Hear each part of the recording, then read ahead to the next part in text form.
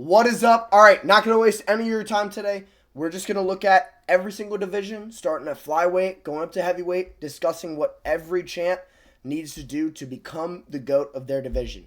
Are any of these going to happen? Absolutely not, but this is all theoretical. Starting us off in the flyweight division, the current champion, Joshua Van. Now, he's got a win over Brandon Royval, and then that's about it.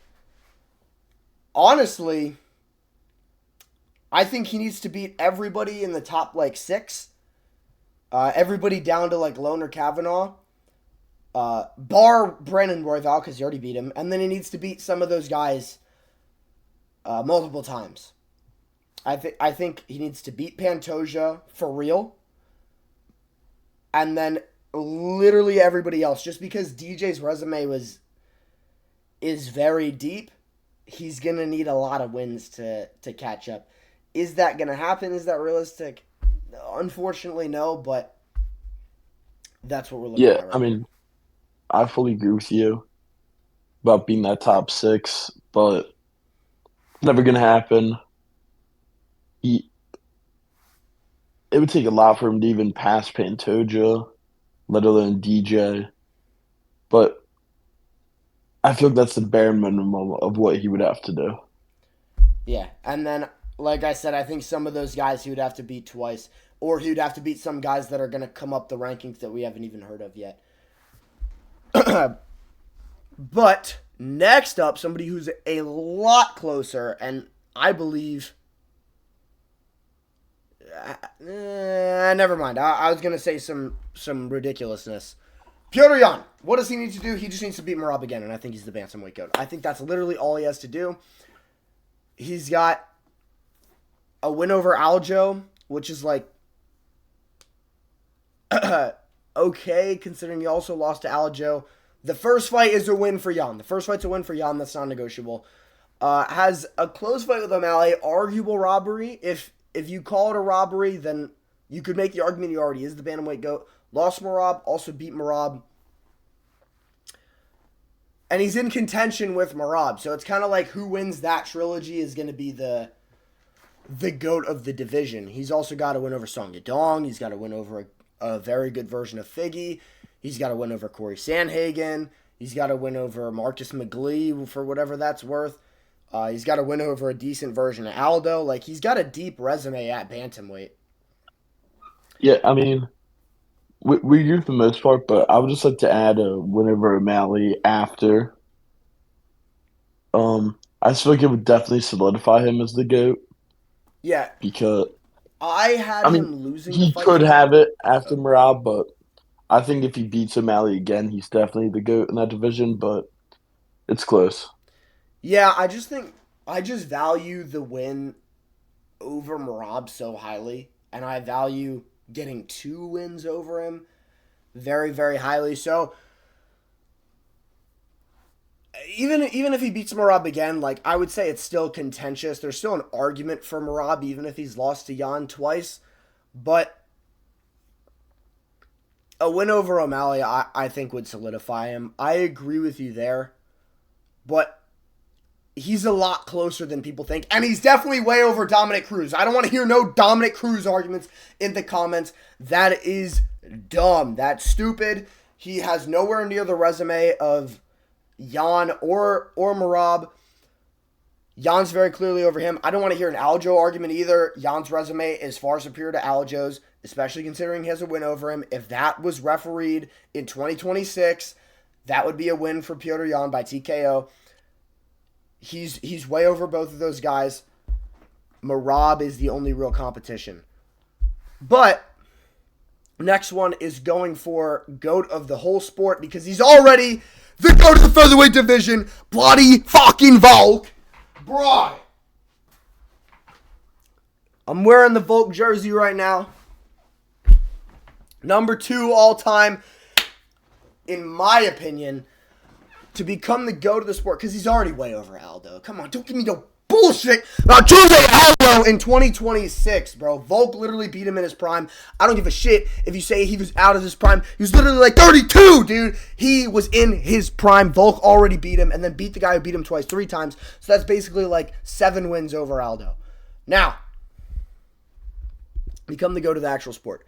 Needs to beat the winner of Evlev versus Murphy. Whoever wins that.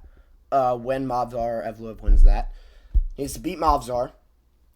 I would say he does need to beat Gene Silva to prove it. And then, depending on what Islam Makhachev does in that same amount of time, I would say probably one more win as well. Whoever that's against, I don't know. Maybe it's like an Aljo or something. But I would say 3 wins, and I would be confident in calling Volk to go to the sport. Especially since he's doing this at such an old age. Like, he would be 40 years old by the time that happened.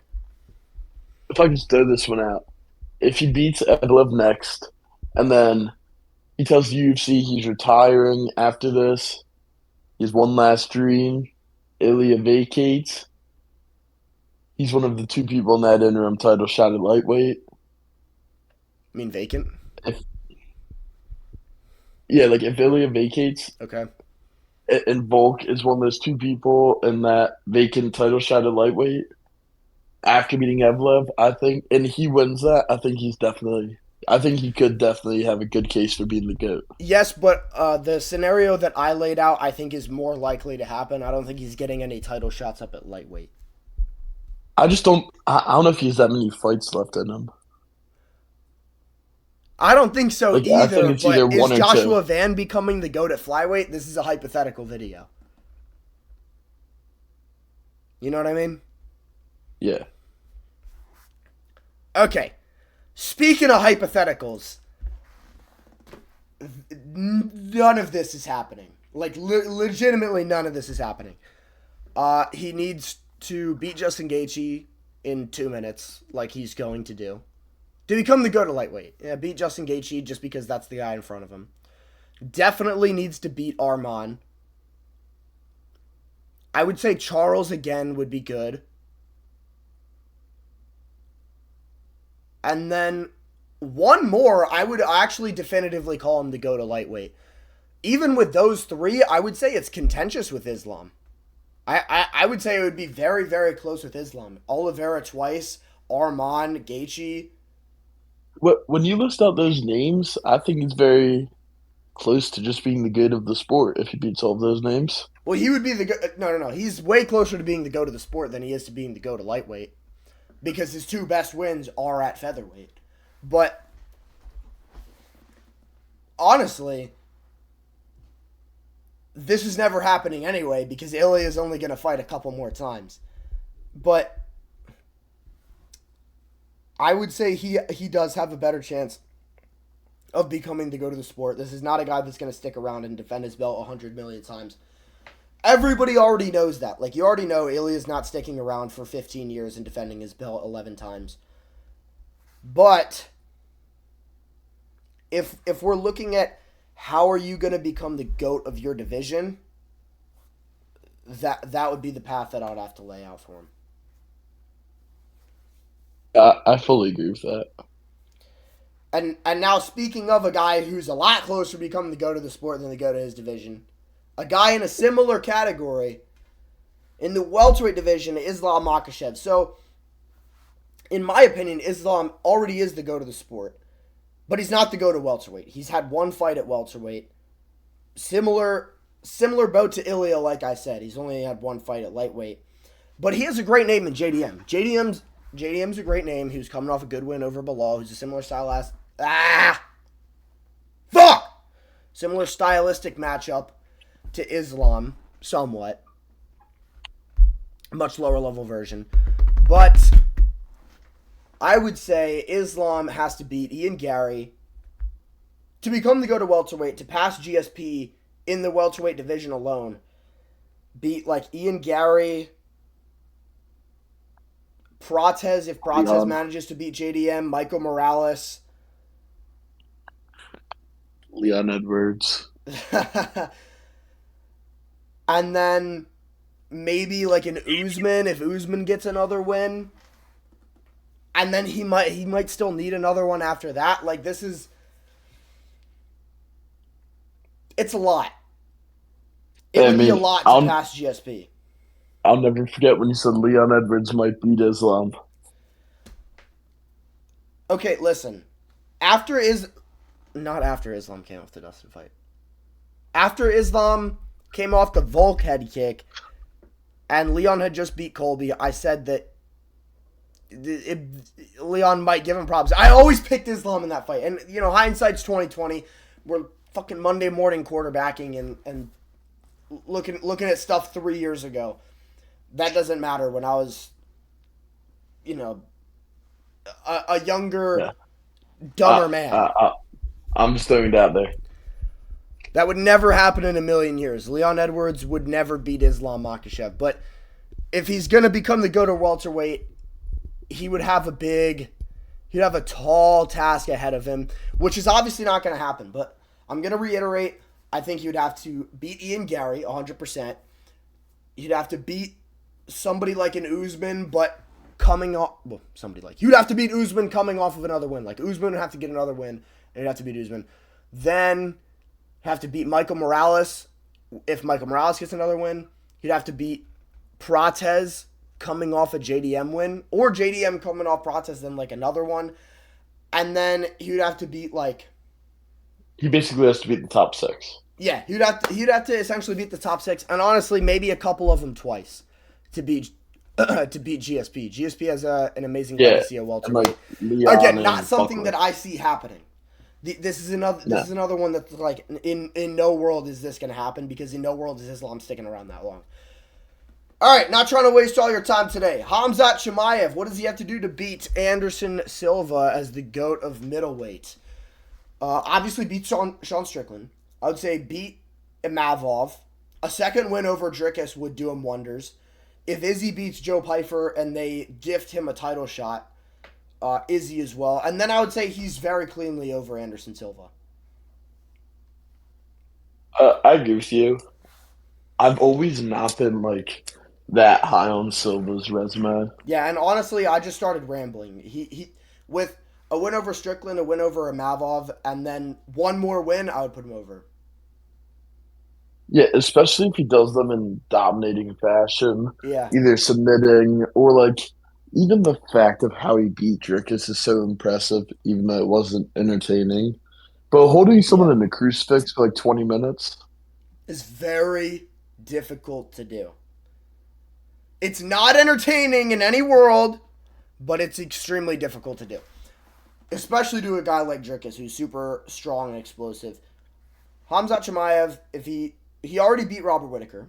He already dominated Dricus. And that was a good version of Whittaker. It was not I know it was only a couple months before the RDR fight, but you got to look at the Whittaker that showed up. The Whittaker that showed up was good. He was looking fast. He was looking spry.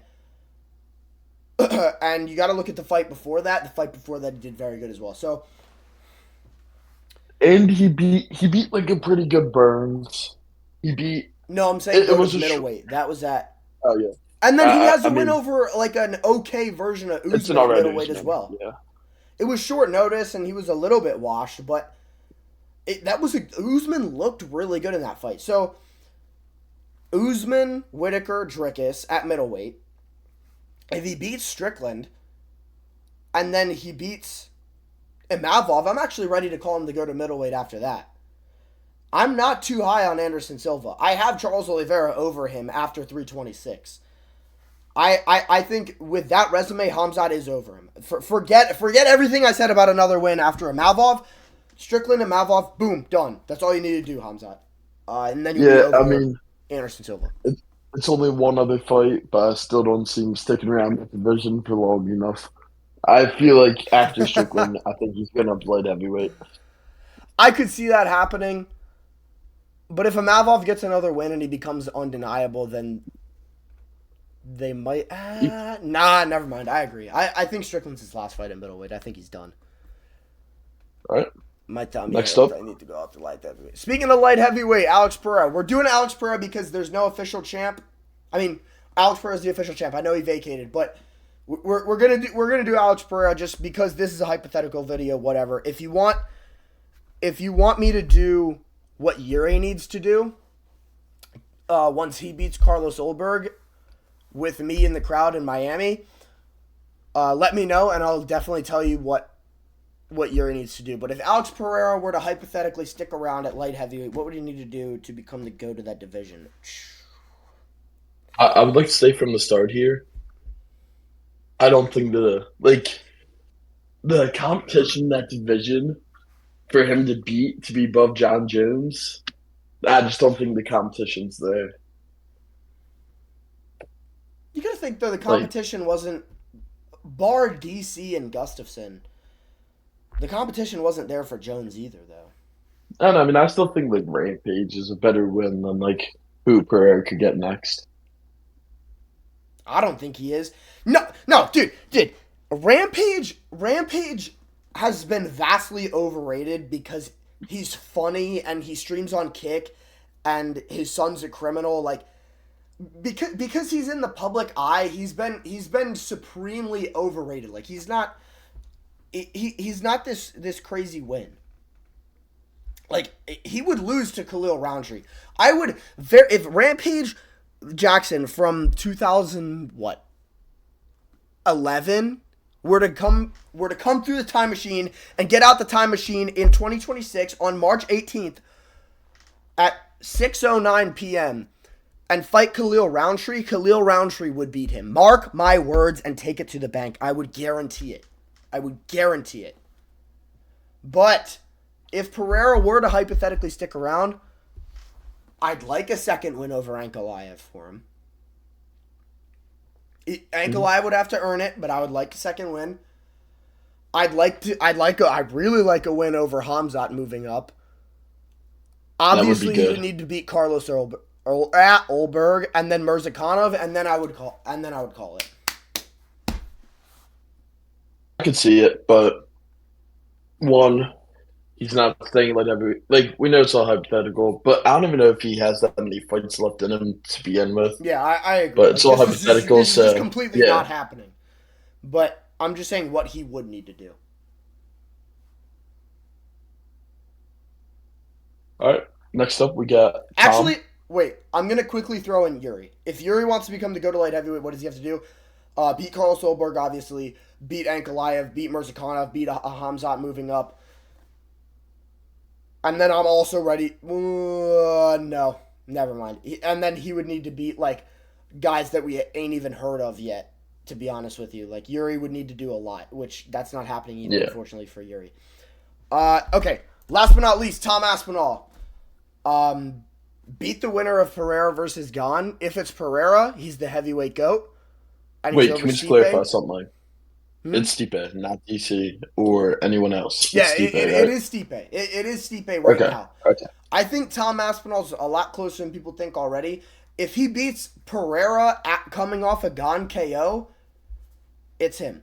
If he beats Gane coming off a win over Pereira, he needs one more. And that one more can be Rizvan Guniev. It could be Volkov in a trilogy. It could be Waldo Cortez Acosta. Whoever it may be. Curtis Blades in trilogy. If he gets two more wins, he is the GOAT to heavyweight, and that's undeniable. If you tell me Stipe, you're actually stupid, and I'm not taking you seriously anymore. Not just about MMA, but about literally any topic. I don't care if you're a nuclear physicist. I'm not taking your opinion seriously on nuclear physics. If he gets two more wins, he's over Stipe, like 100,000%.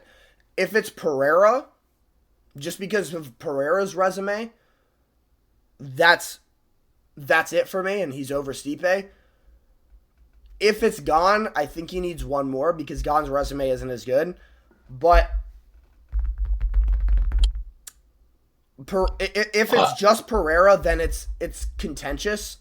But if it's Pereira, then one more as well, then again, that's a closed case. Like no debate. Yeah, I fully agree with you, especially with the fight time, like the average fight time. Yep. I think that also plays a big part into it. Hundo P. But yeah. Yeah, that's going to do it. Thank you guys so much for watching. Make sure to tune into the live streams at AJ Drizzy on YouTube, TikTok, and Kick. Again, thank y'all boys for watching. I'll see y'all boys later, and peace.